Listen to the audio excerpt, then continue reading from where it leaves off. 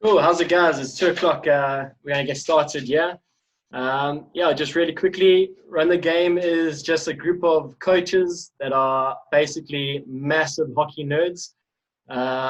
We work in collaboration with Saha, and we're just trying to connect all the coaches in and around the country, and encourage people to share a bit more.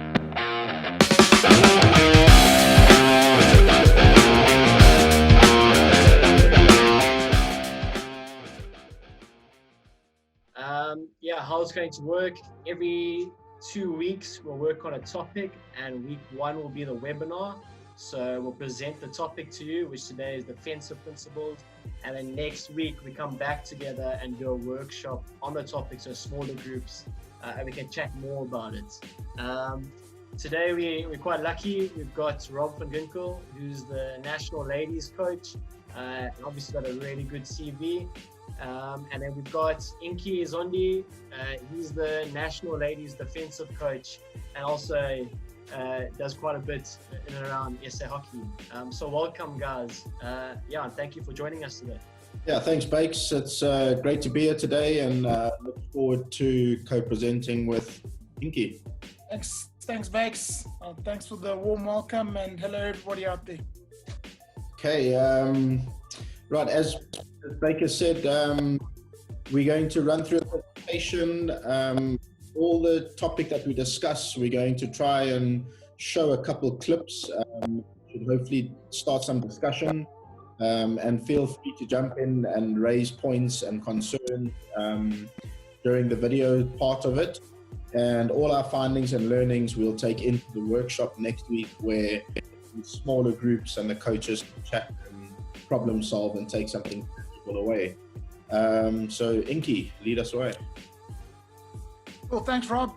Guys, so we're going to look at a bit around defensive play. I've titled it Defensive Organization.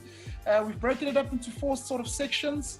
So as the presentation runs, we'll always be addressing those sections independently. First being structured defense, next being general play, then defensive transitions, and of course deep defense.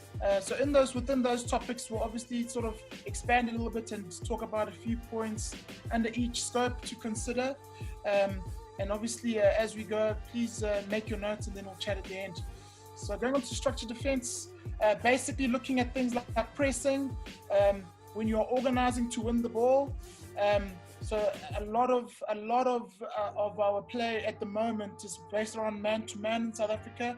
But we've seen sort of internationally, a lot of the trends are moving to zonal defense, particularly in first phase pressing.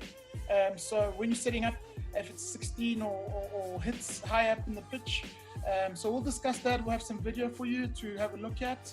And obviously we can have more questions on that. So your press mentality and turnover areas. So press mentality is really how aggressive or passive you are. Are you going to get in the face of the opposition team, or are you going to wait a little bit and sort of set them up to turn them over deeper in the field, or try to be a bit more patient? Turnover areas and creation strategies. So areas where you want to win the ball, where you've set traps. Do you want to put a lot of numbers there? Are you sort of setting them up with strikers to cut the field? That type of thing. So that's quite important. And a big one that will be a theme during today's presentation is your second and third phase mentality. So what are you doing off the ball to manage and be aware of when the play does break down, when the opposition does create another layer of attack? It's not ever going to be like it is on the coaching board, unfortunately. So sort of training for that and be prepared for that in your team, and as a coach, how you plan for that. And probably the more exciting part about it is your offensive transition. So once you have won the ball, if your press has worked and you've been effective, what you plan to do with the ball and how you plan to create an attacking opportunity, because just winning the ball may not be enough. It's not enough.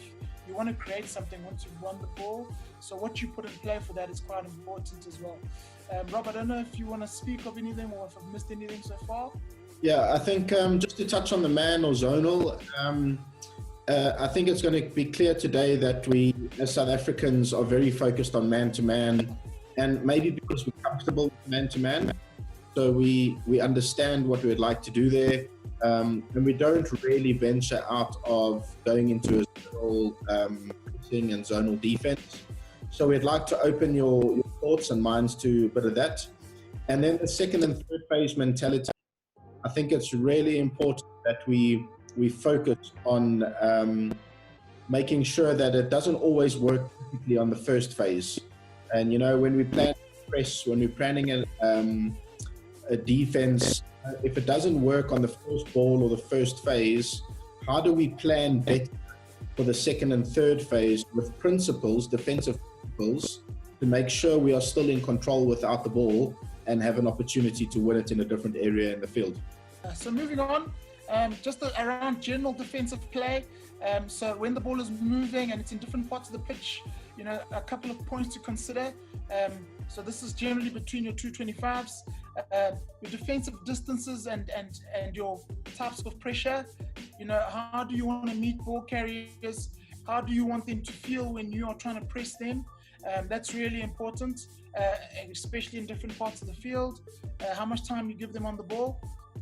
Your angles of approach, again, which speaks to the next points, which is where do you want the ball to go? What are you prioritizing? Do you want them to go to a certain part of the field and win it there? Or are you happy to let them play and sort of organize off the ball? Things like the hotline, things like runners coming through the lines, sort of having a mentality around that. That's really, really important. Infield breaks are a big thing. Obviously, as coaches, we know, generally you don't want people playing through the middle of the pitch. So how do you manage that, and what is your reaction to that? And again, some of the second part of the last slide is still wanting to win the ball, still wanting to win the ball back and still play. Second and third phase and how you track runners off the ball is really important, that Rob has alluded to. A couple of other principles is, do you channel or do you tackle? You know, that's really important when the play is so big and you have skillful players. We'll have a deeper look at that when we get to some of our deep defensive stuff. You know, those decisions around that really, really important. I just think as coaches as well, when we're coaching this, we coach often on our you know, pressing and time for how we want to win the ball, but I don't actually think we coach enough on the technical aspects. So, you know, this distance and the engaging angles that you can put on players to force them to either go inside or stay on the outside is really important, because you can only play to the defensive principles if everyone on the field understands what we're trying to achieve as a defensive group. So you'll see that's very clear in the video later, that teams on the field understand their role, even when they're not near the ball, but there's still a role to be playing in defense. Perfect. So looking at defensive transition, so from when you have the ball and you're building up, to when the opposition can win back the ball, and how you organize yourself for those moments. I think it's really important, as you see on the left-hand side of the page there, we're looking at sort of a playing cycle. So from when you're attacking to the turnover to losing the ball, and then how you react. Are you going to press? Are you going to delay? Depending on what your mentality is. The recovery run, so what your people and your players are doing off the ball, because you would have spread yourself out. You're trying to create an attack. So where do they go when we lose the ball? Prioritizing areas that you want to protect, you know, and making those defaults and clear. When you regain possession again, the cycle starts again. So that's quite important. A couple of things to consider is, you know, as a team, what are you prioritizing? Be able to live in the chaos, and we'll discuss this again, and being organized within chaos, because we will lose possession. We will have to sometimes deal with counters from opposition teams. So looking at that, what are your team strengths? You know, so as a group, do you have people that can work back hard in a phase to win the ball back? Or do you prefer to wait and intercept and tackle a little bit deep on the field? Where in the field the turnovers happen can be quite important. You know, if it's high up in an opposition 23, there's an opportunity to win the ball back there. Of course, you want to still attack. Game scenario, you know, are you a goal up or you're a goal down? What does that phase of play mean to you?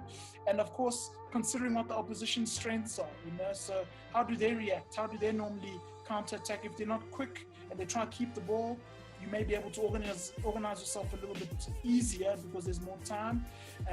And a big one for us is looking at if you want to exploit those little broken phases of play, and how you prepare for that. And the organized chaos is one thing, but having a plan and be able to execute your plan because you want to either play in broken play, or maybe you prefer to win the ball back and restart and build your base again.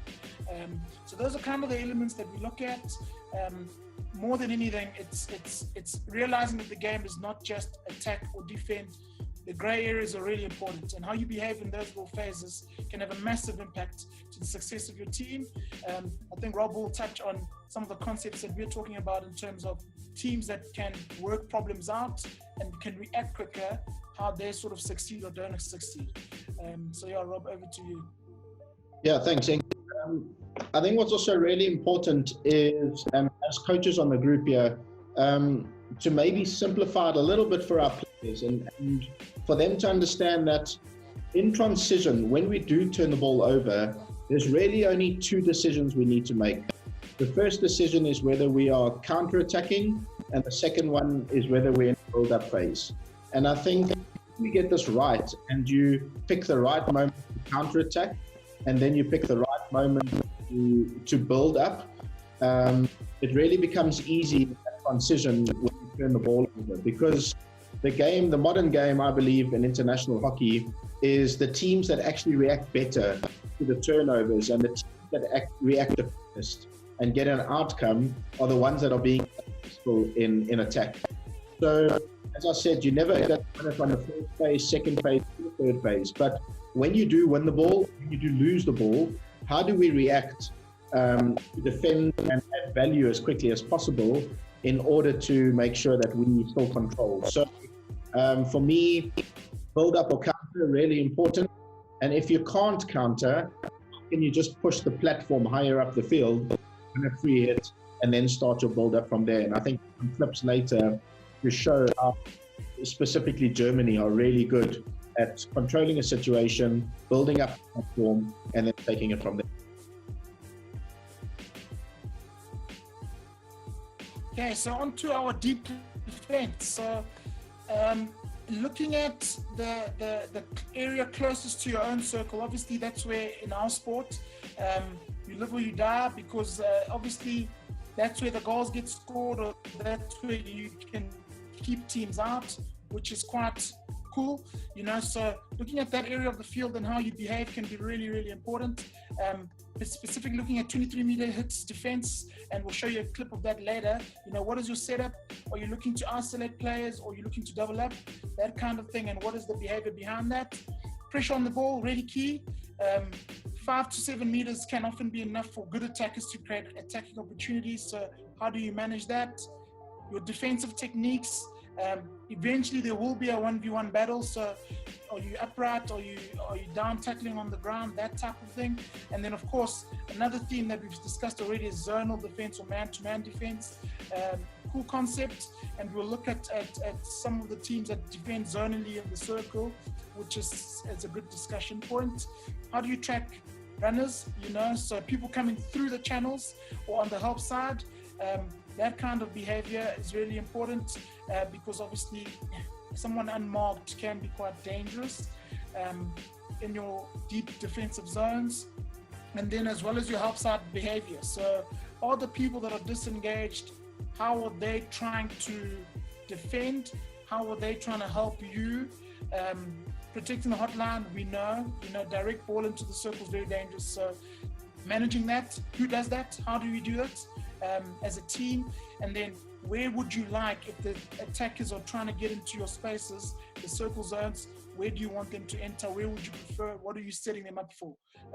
Again, some things to think about at a level where they are good attackers, and if you give them free rein, it could be quite difficult to manage, provided that attacking teams have a lot of ability. Rob, anything from you? Yeah, I think when we're looking at man-to-man and zonal in the circle, I think it's really cool to watch some videos now and understand that there's different trends. But before people, get too concerned with how we're doing it and what we're doing, remember that there is a workshop next week. We're going to workshop a whole bunch of these points. But my main message is, as long as the team is on the same page, and that they're not half zonal, half man, and we're trying to problem solve. I think if the principles are there and the fundamentals of how we want to defend are there, then we can, tweak one or two small things. But for an example, like you'll always hear in South Africa that you don't hand over in the circle. Now, the reality is when you're playing a Germany and you're playing some of the top nations, they're going to have numbers. You're going to have to problem solve and really attack and defend the most dangerous part of the field at that time. So, sometimes the rules maybe do change and you just have to problem solve better. And that's kind of playing with the chaos. And if you can play in the chaos within a framework, you'll be a lot more successful. So just as an example from us is when we played Germany the first time, the ladies a couple months ago, really we went with the man-to-man and we really struggled. They scored a lot of field goals. And by the third time, and we problem solved and we did more man-aware hockey. And we just knew that the most dangerous person was obviously the most dangerous and how to deal with the problem. We were much more successful doing a lot less short corners and conceding goals. So just a simple example. But I think as coaches, we need to understand as coaches what we want to implement. And then how do we get the players to buy into what we're trying to achieve? Oh, Inky, just a quick one from Anonymous. What triggers would you say after tournament would determine if you counter attack or if you go back into build up play? Are there any triggers for that or signs? Yeah, so I think the main thing is as a team how you prepare and who the opposition is. But for me, some simple stuff is what are the numbers? What is the number situation in the channel that you're playing in? Have they outletted and there's a lot of numbers in the channel? You probably can't go on a counter straight away. The ability of the people off the ball. Can your attackers stretch the pitch straight away? If you're deep within your own spaces, if you press deep and you've turned the ball over close to your own 25, how quickly can you get the first two passes out? So that's quite important, is realizing where you're on the pitch, the numbers that the opposition presents with. So how stretched are they? If there's lots of gaps and seams that you can take advantage of because they're quite expressive in build-up, there's an opportunity there. But we have to make it a decision that's conscious. It can't always be the same. No scenario is ever the same. And like I said, maybe in the game scenario, you're already 2-0 up and you'd like to keep the ball. That may be something that allows you to do something different. But personnel is really important. There are things that you just can't do if your team makeup doesn't allow for it. That's really important. And the people on the ball can they fire that 25-meter pass accurately, or they're not so confident. So those are some of the things. I hope that answers the question. Yeah, RVG. If you're playing against a team and their forwards are leading all over the place. I mean, obviously we've seen that before. Kind of what's the preferred way to play against them? Zonal or man-to-man? You track them the whole time. What advice would you give on that? Yeah, I think what we must understand, a lot of teams are really using a zonal higher up in the field. So front six are zonal, still having a 3 centre back and maybe 3 mark. But the marking defenders are really in front and man aware. They're not man marking and they're not tight on. So for me, forwards should be able to run around and defenders should be in front of them, picking lines and almost intercepting. But I guess the closer the ball gets to the circle, the tighter you are in your defense. So in a 16-yard outlet for the opposition, you can be way more zonal, you can be looking after your area. But when the ball is in your channel and you're the closest and you have to deal with the danger, that's when you are man-to-man and man aware of what you're trying to achieve. So I think both are correct. You can go man or zonal, but I do think there's times when you can be more zonal and let people run around. And the closer the ball gets and the closer you are to your circle, the more you're managing. And that you'll understand what I mean when we lead into the video clips. Cool. Just one more RVG. I mean, I've seen you talk about this one before to me from Ross. On the counter, are you pro committing numbers in the ball side and remaining there, or getting the ball to the help side early? Yeah, so I think it touches on what Inky said earlier, is that, on turnover, you need to understand what's in front of you. So if you've got, 3-on-1 and you can commit numbers going forward, you go, take them on and you try. But if you turn over and they're well set up and they've planned for that counter cover, then you need to transfer the ball to the help side and maybe open that on the side of the field. But I think the main principle for me is that you have 5 players on attack and 5 players on defense. And how those 5 go on attack is with flair, attacking space as much as possible. So if you're a ball carrier and you carry well, it's to create the 2v1, create the 3v2s. If you've got a really good deflector and a finisher and that person in the circle on their own, find that person in the circle because they'll score a goal. I like the question from Ross. It's not about, I think it's about playing what's in front of you and the cards that you dealt with. So in your arsenal, you need to be able to attack space, you need to eliminate and use the help side if you're playing into too many numbers. Cool. Let me go one more before we go into sides, maybe for you, Inky. Would your defensive principles change, and how would they change if you're playing against a team that carries the ball and goes into contact versus a team that plays the crash ball, the river ball a bit more? How would you approach maybe the two situations? Okay. Yeah, this is a great question. I think the big thing for me is if their tendency is to carry and they're good at it, as much as you can, the first wave of pressure is important, but if you can keep their head down and you can use the line behind to line back, work back, create reverse pressures, create some doubles with people that are essentially traditionally not doing a job anymore. So an example is if a midfielder is carrying a ball through the line, your striker should be able to help you win that ball back because ultimately their player is now not active. So we look at stuff like that a lot within the national team as well. And for sure, if they have a tendency to do a lot of carrying, we can sort of look to set them up how you double up and how you use extra players that have sort of been relieved of their duties to win the ball back. But certainly your team mentality must be quite clear, so you must plan for that. You must be able to go between the two. I don't think in one moment you can go completely opposite to what you've discussed as a team. That I think generally causes more disruption. But certainly we'll see with a team that's good at playing crash ball how another international team handles it. So we'll see that in the video as well. So they might answer one or two things. Cool. Let's go into the video. Sorry, okay. Thanks. I'll play it a couple times. I know that some computers do lag a little bit. So I'm hoping if I repeat it a couple times, at least see the gist of the clip, and then we might stop it at some points just to answer some questions. Just before we play it, I'd like you to watch the team Germany. They are in black. So just watch their free man and his behavior and what he does, and then the defensive attributes that Inky talks through, which leads up to the presentation.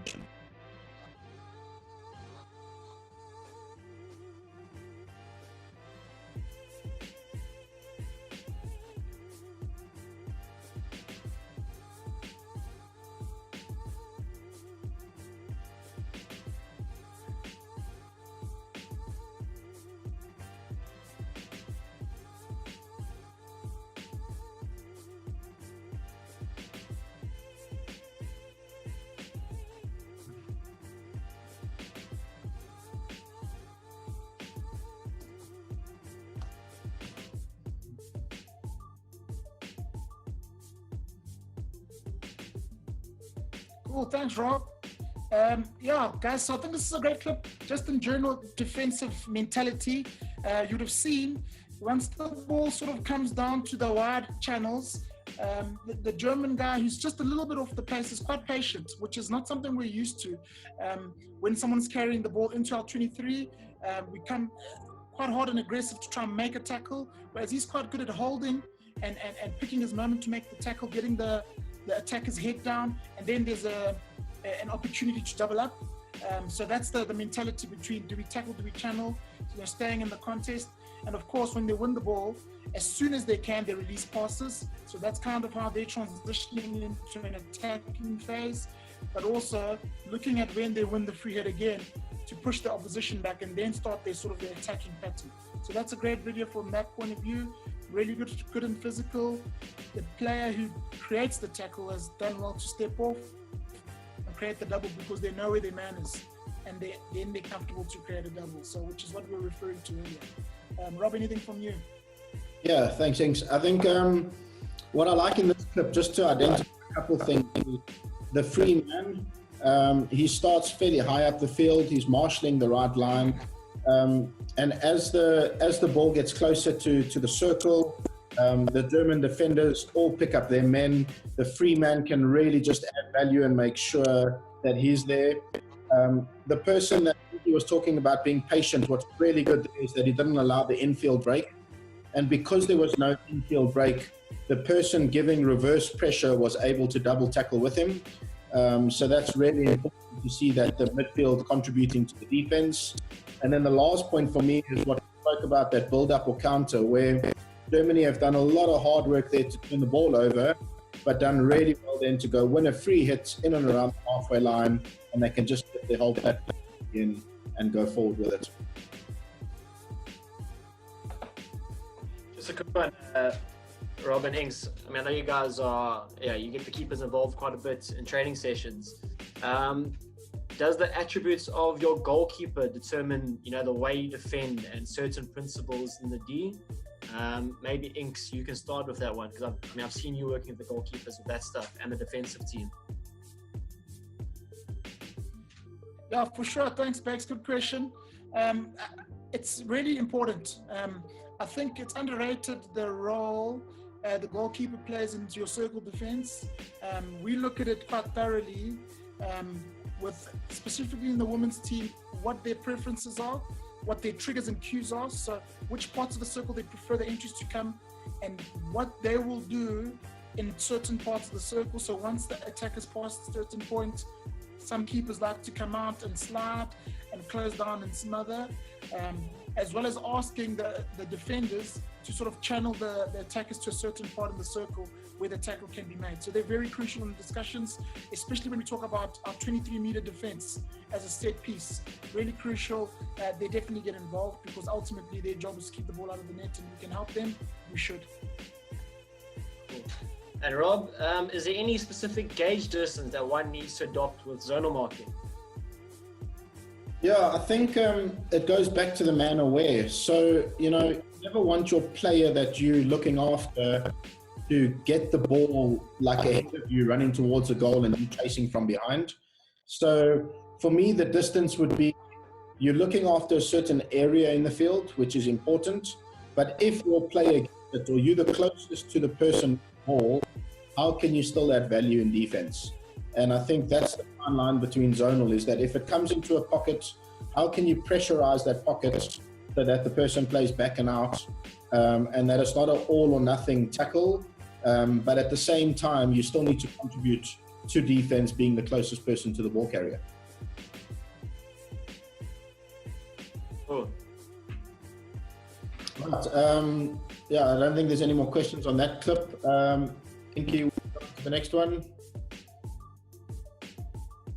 Happy, thank you.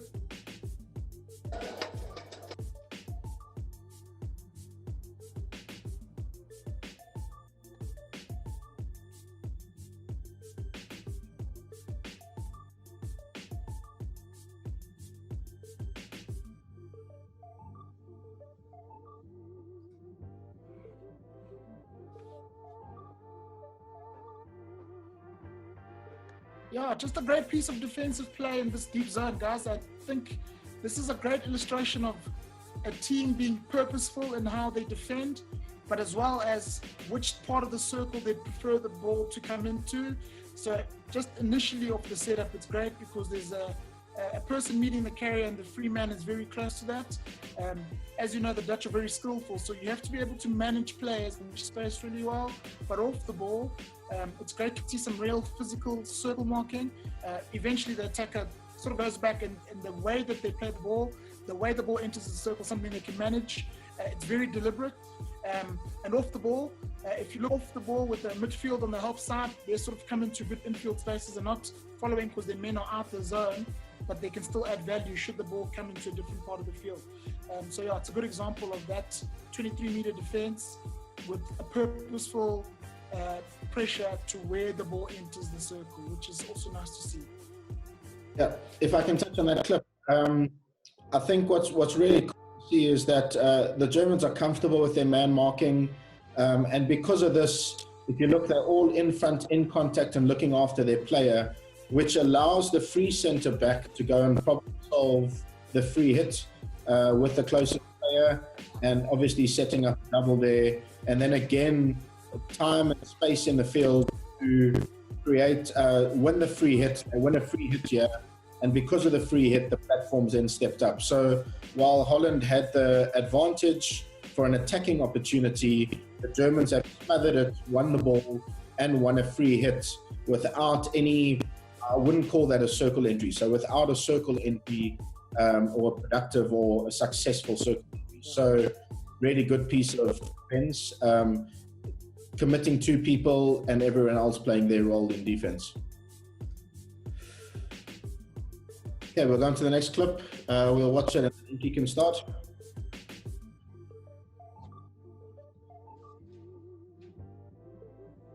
Yeah, so this is just a great piece of man-to-man pressing or defending from high in the pitch. So again, watching the German team, really organized. Once the ball gets to the outside lanes, they've paired up. They're nice and tight, and their free man's nice and aggressive and high. So you'll see that in the clip when it plays again, and then they're able to create a turnover because they're really organized. They've taken accountability and responsibility. This is something we're more familiar with as South Africans, so it's not far off our understanding, but just the commitment of the players off the ball to get close to their men and really give the distributor option. And even that option they've accounted for. It's an intercept and they can build up again. Yeah, great example. Yeah, and what I like about this is, if I can just pause it there, is that the person on the halfway line now is the free centre back. And I think what the Germans do well is that they are man-to-man all around the field. The free centre back is really a lot higher, which releases the forwards to actually run and cause a running press at the defenders, which ultimately that left back that gets the ball, the only real options are to fling the ball down the line because there's not a lot on in front of him. So just remember the feet in the back, you can play with the height, and as long as everyone's on the same page playing their role. So this is a man-to-man structure, and it's not that some are zonal, some man-to-man, and we're in between it. The Germans play man-to-man. Their free centre-back pushes people through the lines, and it's very effective because deep down in the field now, the left-back hasn't really got many options other than a high-risk pass or a 50-50 pass. So just a really nice clip that everyone's on the same page, and the defensive principles are all being stuck to. Cool. Inks, what advice would you give on, giving the height of a free centre back, and possibly just having one person play centre back the whole time? What are your thoughts on that?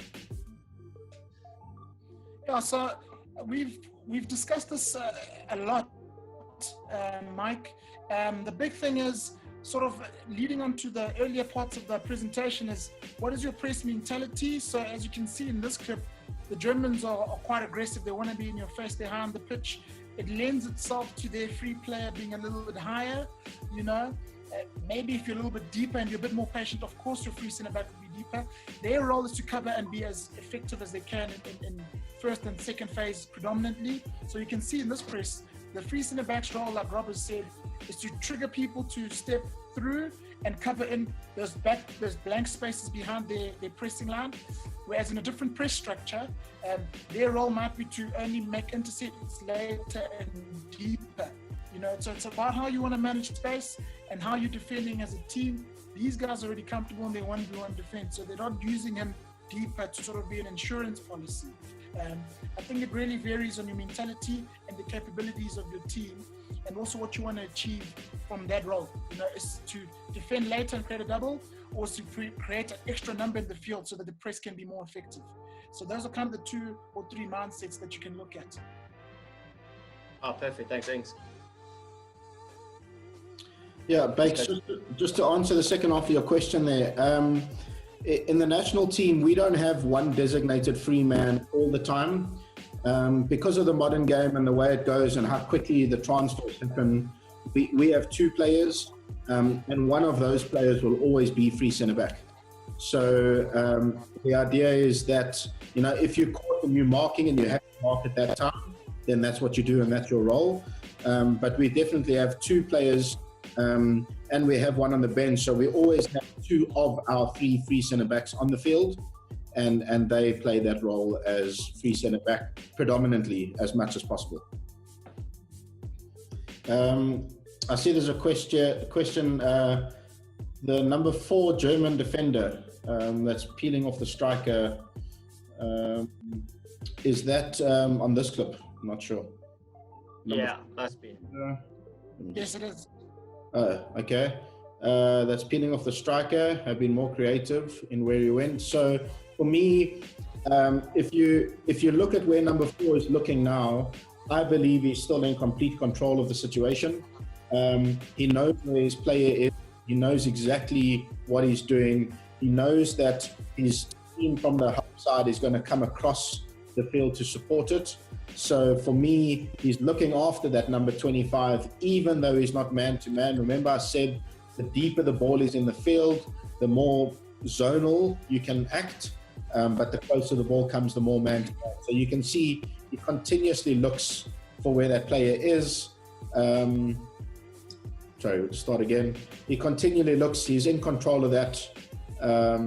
He's pre-scanning, he's checking, and when that person does lead to get the ball, he knows exactly where he is, and he's in control of that situation. So for me, really good example of man aware, and still being in control of the situation.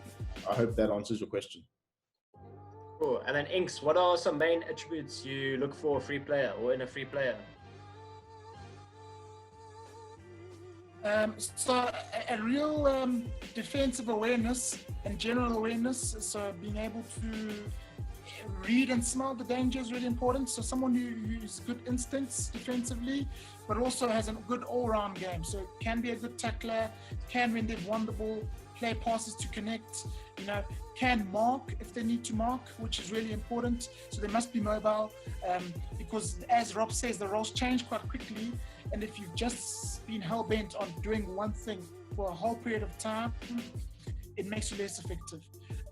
So those are really, really important, as well as the fact that at any given time, your role's going from defending to attacking quite quickly, Decision-making is really important, really, really important. Bakes, before we go on to the next one, I just see there's a question there that says, does the personality of your free player ever get taken into account? My answer would be yes. I think your free centre back needs to be the one that can read the game very well, the calm person, and most importantly, the problem solver. So understanding on feel and flair when to step and make the tackle, when to hold out, when to call a press out, when to push a press in. So the free centre back is your kind of like leader in having another set of eyes, because they're not looking after a player. They're the good problem solvers on the field. So for me, as I said, in the national team at the moment, we've got 3 players that can play free centre back, all different attributes, but all with a similar personality traits on and off the ball and what they bring to the team. Okay, so we'll play this one. This clip just around the transition. It's Australia playing. We'll play it once or twice, and then Inky can talk through the transition.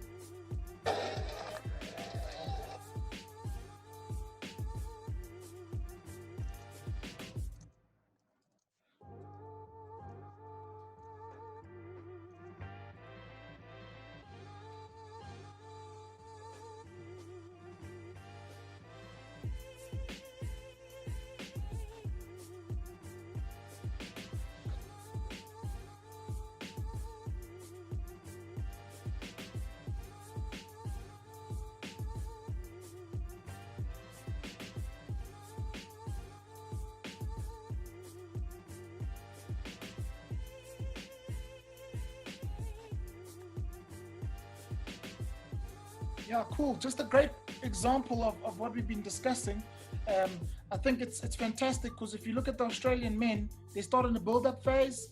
The ball's sort of coming out and to the right defender. The French team turn it over, and within a few seconds of that moment, they've decided to step in and win the ball back. And Jake Wetton ends up taking a strike at the goalkeeper, which the keeper saves. You know, generally, we don't always see that. Sometimes you lose the ball and you kind of get down on yourself and you let the opposition regain the possession and start their attacking pattern. So the Australian men do really, really well there, to the point that when the shot has been taken, they still press the French guys in, and it ends up being a sideline hit for the Australian men high up in the pitch. So just a great illustration. The off ball is fantastic, how they react, how they crowd the space. Physically, it's very demanding, which we must emphasize. And yeah, literally from build up to turnover to second phase turnover, it's fantastic the way they do that, and still attack with intent and create a goal shot, which is awesome from losing the ball, which is traditionally not a great thing to experience. Rob, yeah, everyone trains the outlet and talks about what happens when we're on the ball, and you look how quickly the Aussies, turn the ball back over. Do you talk about what happens once we lose the ball in the outlet? Is this something you can train? Because it looked like Aussies lost the ball and then almost pocketed them and won the ball back straight away. How do you go about doing that? Yeah, Beck. So what we try and do, especially with the national team, we have that rule where 5 players go on attack and players defend. But what's really important is how quickly we can put pressure on the ball, and you'll see Australia, even though they lose it, the amount of time it takes to put pressure on the ball is less than a second. And also, if 5 people are going on attack, the role of the 5 people behind them is to set up for a turnover. So, if you're a left half and the ball's at the right wing, you still have a job to play, to do, because if we get turned over, how effectively can those 5 control the game and win the ball back? So when we train, you have to train second and third phase and the double turnover. So again, as I said, the top teams in the world just do this better than anyone else, where their reaction to the turnover and the reaction to what they're doing within their principles is so quick and effective that even though they lost the ball there, they still ended up with a shot at goal. The other thing that we need to remember is physically it takes a big effort. And I think to play international hockey, your fitness levels and your conditioning is crucial. And again, I know we're looking at Australia, but it's not a surprise. The way Australia press and the way Australia play and the intensity they bring to the game is next level. And I think it's really important to remember that physically, to implement a lot of these themes, physically you need to be able to do it. So love the transition, love the way that they reacted to losing the ball. It wasn't just doom and gloom. The forward has reverse pressed, the forwards won it back again, and then they've run through the lines and attacked. And it's just a good clip that if you're staying in the moment and you're staying part of your process, how you can actually just keep winning the ball back again. Cool. Inks, being the defensive coach for our national ladies side, what conversations do you have with the team in regards to handing over players? The forwards are kind of moving all over the place. What conversations do you have about handing over? Yeah, good question. Thanks, Bakes. It sort of builds on a little bit of what Rob said earlier. Sort of where in the field are we? Where is the ball? When the ball is further away from our own 25 or 23 meter area and our goal area, we do communicate, we do hand over. But the closer the ball gets to our own circle, we are a little bit more responsible for our man-to-man structure. Again, if as a team we're pressing zonally, all of that changes because we're much more space-oriented. But if we're playing a man-to-man system on the day, then those conversations are ongoing. It's the responsibility of us as a team to communicate and best manage space, but also the players. I think we must realize that when forwards lead like that, they are wanting to manipulate you. So you must realize that as well and have a way and a method to communicate and also affect their way of off-ball movement. simple answer is the closer it is to our circle, the more responsible we are for our player. But if it's 16 and they're twirling all around the place, we generally communicate and make sure people are aware of what their responsibility is without following them across the pitch. Rob, Anonymous is obviously a big Liverpool fan. Do you think South Africa could play a counter-pressing game? Yeah, I don't know if that's aimed at the men or the ladies, but for me, I think again it depends on your opposition and what they're playing. I think if you're playing a team with massive overheads and distribution sets, you probably want to go into more of a half court and be a bit more patient and try and catch them on the counter. I think traditionally in the men and the ladies game, our pace is something that's up there in world hockey. So I always think that, if you can catch someone on a counter and throw some numbers forward, we did it really successfully at moments against China, where when we sent 5 on attack, we created 2v1s against the goalkeeper. So, again, I don't know if that's men or ladies hockey, but for us, for the ladies side, we definitely need to have that as a weapon. We do have a lot of pace and a lot of flair, so we want to maybe be a little bit more compact, and then when we can get the ball, turn it over, attack with some numbers. So definitely something we're introducing, and I think every team in international hockey would probably know how to play full press, running press, 3/4 press, and a half court press, just depending on what the opposition is doing at that time. Inky, with the handover again, because you answered the last one, how do the players handle that? Do they talk to amongst each other, or is a key person who talks about it? How do they handle the handover? So generally the marking players take responsibility for that. I think the keeper's key role is to help them prioritize. So the keeper at times will call someone to prioritize something that they think is quite dangerous, but the marking group of players can communicate quite freely amongst each other because they know who's moved from one zone to another, and it's easier that way.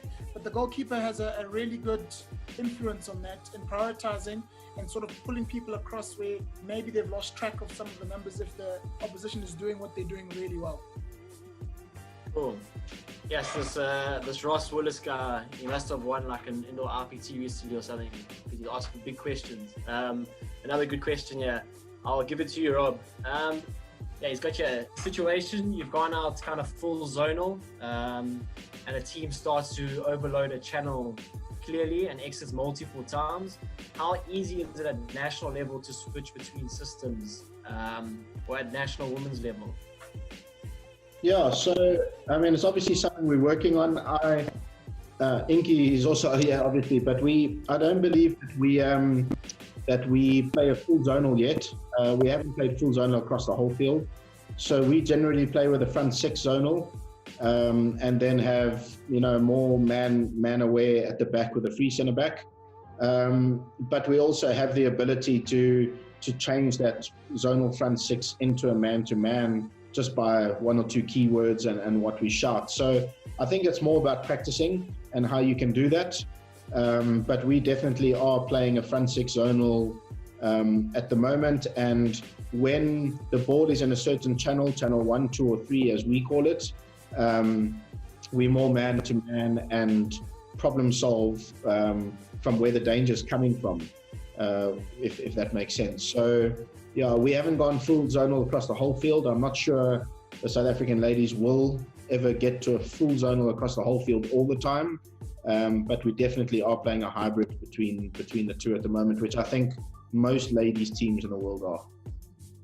Okay, cool. Before we go into the next couple, the next 2 clips are on zonal. So let's show the 2 clips so that at least we can finish those, and then we'll use the rest of the time just to answer some questions before the workshop next week. Perfect.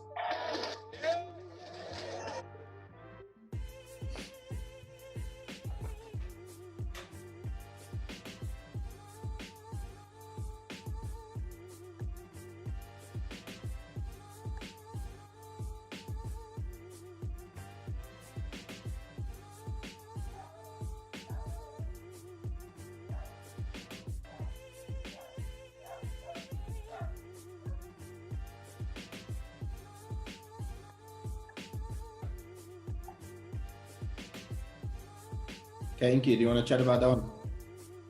Yes. Like we said earlier, Belgian men really, really strong at this. From a pressing perspective, they're able to do it all over the pitch. So you'll see as the ball enters the midfield, how generally we like to have pressure on central players, but they don't do that. Also, the mentality is to win the ball a little bit deep, a little bit close to their own circle against the team that distributes really well. So those are kind of the cues they look for, amongst other things, I'm sure. But also looking at off the ball, when the ball gets into a zone, the reaction of the off-ball defending player, they get a little bit closer. There's a midfielder there who creates a turnover because they've timed when they step into the aerial space and they get the free hit. And then more importantly is how when they've won the ball, even that deep, they have an exit plan. They do start their transition, they get out quickly. I know the one guy slips and falls, but it's quite intentional. So really good example of it. And as you see on the help side, they generally aren't focusing on the man as much as managing space and being aware, because the ball side is where they really want to be active. Yeah, I just think Belgium, you see they got pressure 5 yards from the ball, but as soon as that the striker has to deal with the two players he needs to look after, they drop more into a half court, really patient, know their roles, and you'll see as soon as the person closest to the ball is the one that becomes active, and the rest just look after their area and force India to maybe throw some overheads or crash balls through, because it's quite difficult to just penetrate, and I don't think that suits the Indian game. So quite a tough structure for the Indians to play against, and Belgium have obviously bought into this and are definitely the world leaders in the zonal press. I think we can watch the next one because it's a similar clip, but it's on the other side of the field, so we can just see Belgium's behavior. It's a deeper press, but still very much zonal, even in the circle. And I know there was a question around deep zonal defense, and this is the clip that shows that.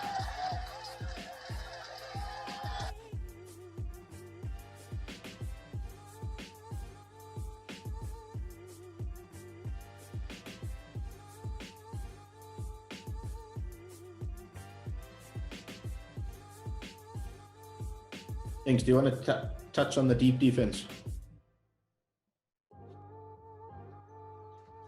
Perfect. Thanks, Rob. Great clip. And I think around people that play direct ball into the circle, you'll see off the ball that the Indian attackers, one or two of them just have no man-to-man attention. And the Belgian men are quite keen on stopping the direct ball as a priority. I think this is something that is quite a big deal for us as South African coaches, because it would make us really uncomfortable. You know, in attacking conversations, you're talking about having someone on the far post and those kind of things. You'll see number 2 in this clip, it's completely unmarked. But as the ball comes in, sort of the Belgian men have sort of created a way to turn the direct play over. And the organization and off-ball movements really key, because as the Indians sort of change their field position, there's a lot of discipline from the Belgian men and how they protect key zones, but also how they can create the turnover, which is also big against a team that commits numbers forward like India does and relies on big ball into the circle. So something that we maybe will get there one day, but a really good example of how they defend even their own defensive circle area against skillful players like that. It's a great illustration. Cool. Let's just do 2 or 3 questions because it's nearly 11 o'clock. I'm sure guys have to move on. Rob, just a quick one. At national level, how often would you change your press? Would it be every chukka, every half? Or wouldn't you change your press just to keep the opposition guessing? Yeah, I don't think there's a set rule on that it has to change twice a quarter or once every quarter. I think as coaches we have plans. So, you know, if we plan on outletting and pressing a certain way and it's working really well and we're on top and it's working, I wouldn't necessarily change it. The opposition would have to change. If we're trying to play zonal and it's not working and they running through our lanes, then we'll change it to man. So I think the adaptability is changing on the fly and not necessarily on 7 minutes or on 15 minutes, throughout the game. So I think we always have 2 or 3 game plans ready. We'll obviously go in with one that we prepared for on video analysis and that we think will work. And if it doesn't, we go to option 2 or option 3 with a code word, or we just tell 1 or 2 players and they change it on the field. So I think it needs to be flexible. If it's working, it works and stick to it. If it doesn't, make a change. Cool, thanks Rob. Inky, this is quite a good one. I'm starting to see more teams kind of the trend of outletting with the 4-2-4, so throwing that extra forward through. How would you deal with that? Would you make your free centre back mark? Would you drop a midfielder out? How would you manage a 4th forward? So it's a great question, Bakes, and I think the main thing is knowing your general defensive and pressing structure. So if you're pressing zonally, it's less of an issue. I would think it's just about awareness and prioritizing key areas of the field when the ball's active in a zone. From a man-to-man perspective, generally people prefer to use their free player, which is what we discussed earlier, is being able to be quite diverse, but also knowing how important it is to cover the key defensive area which the free man patrols, which is the hotline. So my preference is a mix between the two. So if the player's floating themselves up quite high, it makes sense for the free player to mark. But then when the ball breaks out, is having one of the midfielders or a designated role filled within the midfield, because now you have one less midfielder roaming in your midfield zone.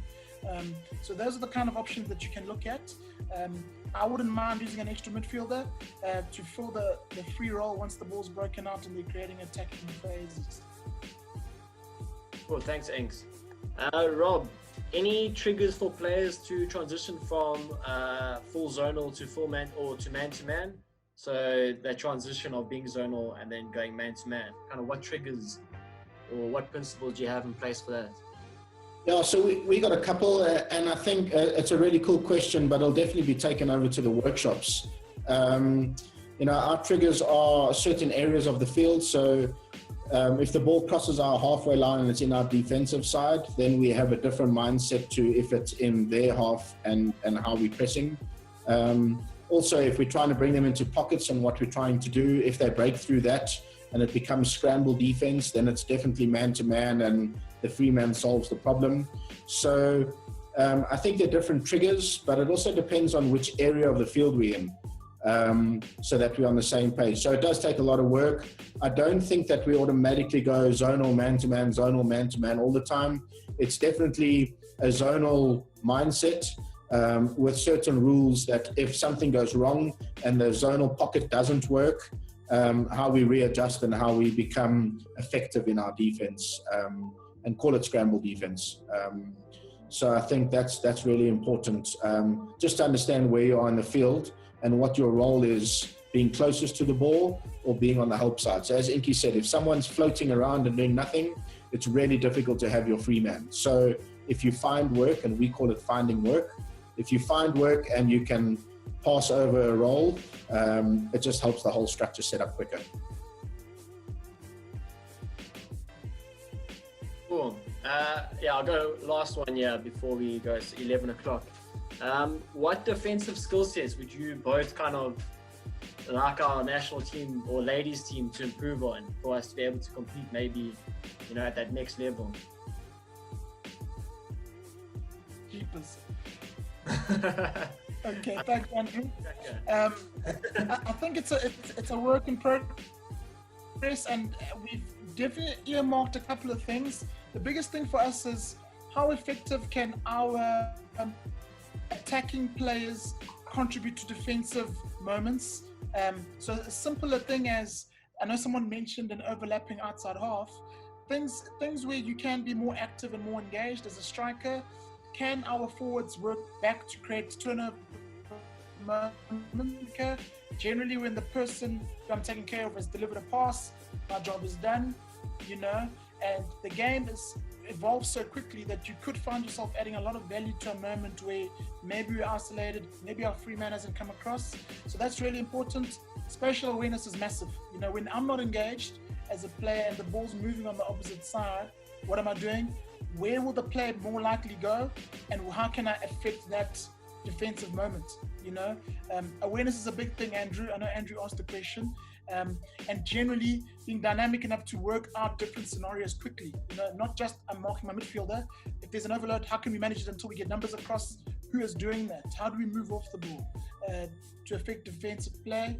It's more an overall defensive awareness, not just maybe the back three and the free player being able to mark and tackle.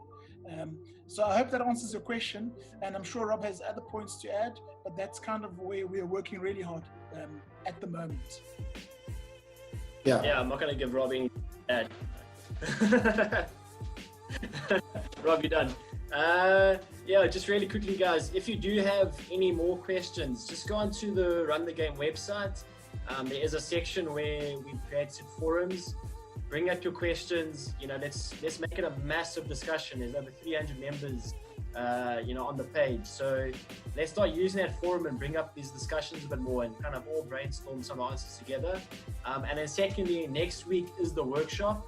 So you're all invited to the workshop, and this is where the groups will be smaller, and you can bring up more of these points and we can chat about them a bit more. But yeah, thanks so much, guys, for tuning in and for some great questions. And then again, just a massive thanks, Rob and Inky, for your guys' input today. I think it was awesome. Yeah, cool. Thanks for hosting, Bakes, and thanks to everyone for joining. And we look forward to doing a workshop next week where we can really just in smaller groups chat as coaches and come up with some solutions and maybe some insight into what we do. Thanks, Inky. Thanks, Bakes. Thank you, everybody. Cool.